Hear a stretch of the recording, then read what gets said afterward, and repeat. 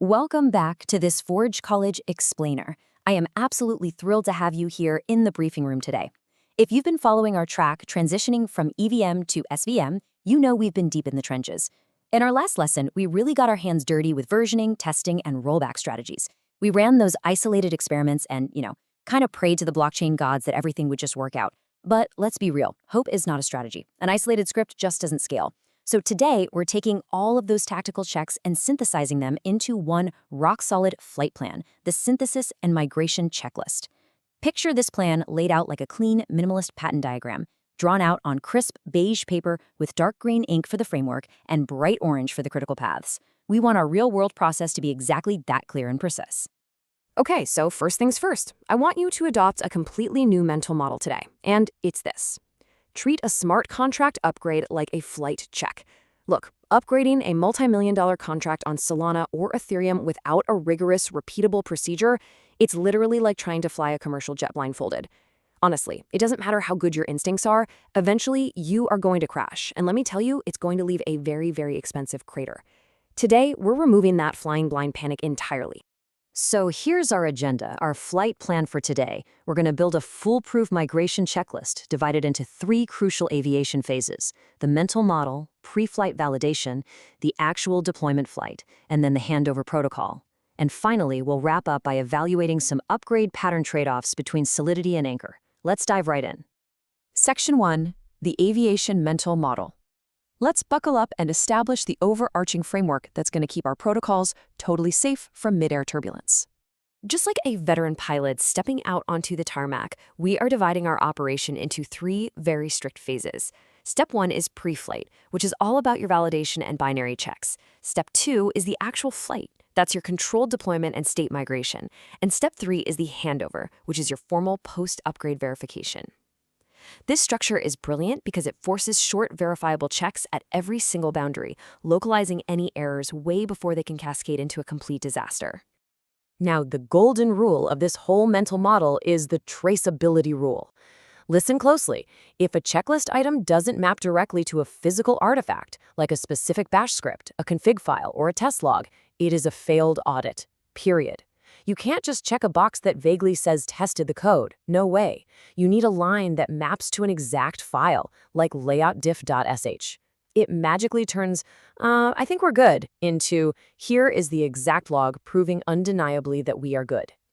Moving on to Section 2, pre-flight validation. It's time for our pre-flight walkaround. This is where we rely on incredibly strict binary checks to validate our systems before we even think about touching the throttle. Your pre-flight checklist has to be completely rigid. First up, lock the codebase and tag your semantic release. That means absolutely 0 sneaky late-night commits are allowed.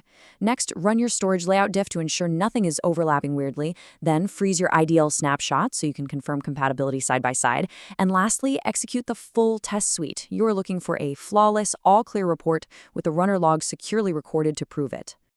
Now, you might be wondering, what exactly is a storage layout diff?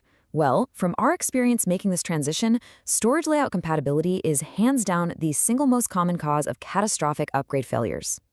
A storage layout diff is basically a test harness script that compares serialized account layouts across different contract versions to flag any incompatible field reorders. It's a simple yes or no binary check. If this diff fails, you ground the plane immediately. You abort, you open a ticket, and you go create a deterministic mapping strategy. All right, the tower has officially cleared us for takeoff. Section 3, flight.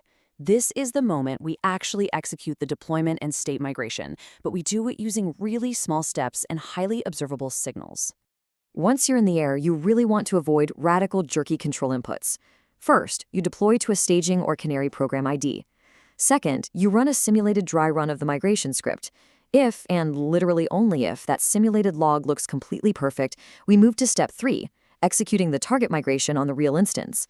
And finally, Step 4, immediately fire off your smoke tests to exercise the absolute most critical business flows. And hey, regarding those smoke tests, each one must have highly specific, totally rigid acceptance criteria. You don't just sit there and ask, hey, did the transfer work? Instead, you define it strictly as transfer succeeds within 2 seconds, and the balances reconcile to exactly 0.0001 tokens. If a critical flow fails that specific standard, we don't try to frantically troubleshoot on the fly, we just prepare to abort. Having these narrowly scoped criteria really reduces the ambiguity when you're in the middle of a stressful incident response. Okay, phew, the wheels have touched down. But, as any good pilot will tell you, the mission is definitely not over until the paperwork is done. Welcome to Section 4, Handover, our post-upgrade protocol. A flawless handover needs a few very specific steps. You've got to publish an upgrade note that details your IDL snapshot, the migration script, and the storage layout hashes. Then start an elevated observation window, basically dialing your health check frequency all the way up to 11. Run your regression suite in parallel, keep your rollback command ready to go, and finally, update your pattern catalog with whatever hard-earned lessons you just picked up. Speaking of that rollback command, think of it as your fighter jet eject seat. It's a pre-recorded, completely ready-to-execute command that you actually prepared way back during preflight. It has to be kept locked and loaded just in case the landing gear gets stuck during this handover phase. If critical failures start flashing red on your dashboard, you do not hesitate. You pull that lever immediately.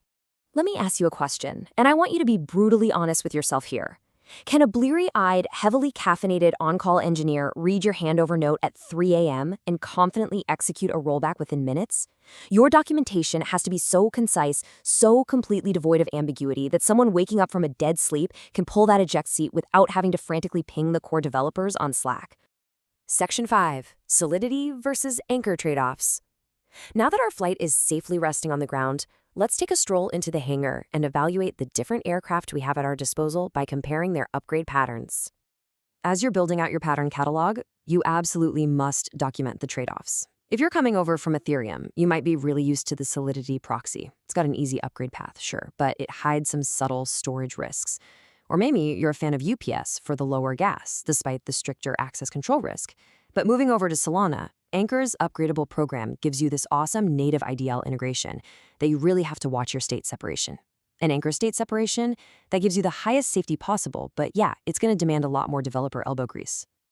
When we stack a traditional EVM approach against a robust SVM approach, your priorities get really clear really fast. For instance, a Solidity transparent proxy minimizes your operational overhead, but it absolutely demands flawless testing because of those subtle storage risks.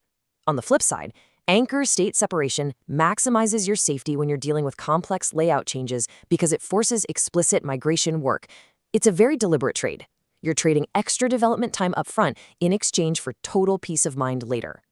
So whenever you're making these big architectural decisions, always evaluate your chosen pattern against 4 quantitative axes: complexity, safety, rollback difficulty, and operational observability.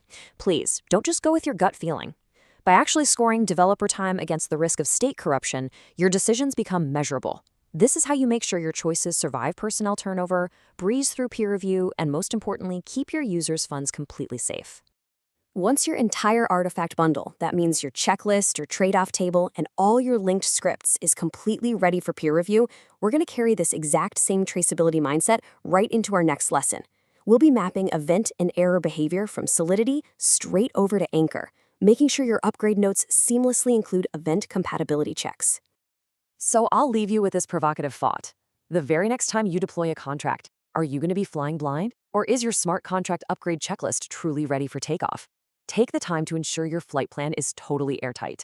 Thank you so much for joining this Forge College Explainer. To continue your transition from EVM to SVM and to dive deeper into all things Web3, you've got to visit forge.college. Safe flying, don't crash the jet, and I'll catch you in the next explainer.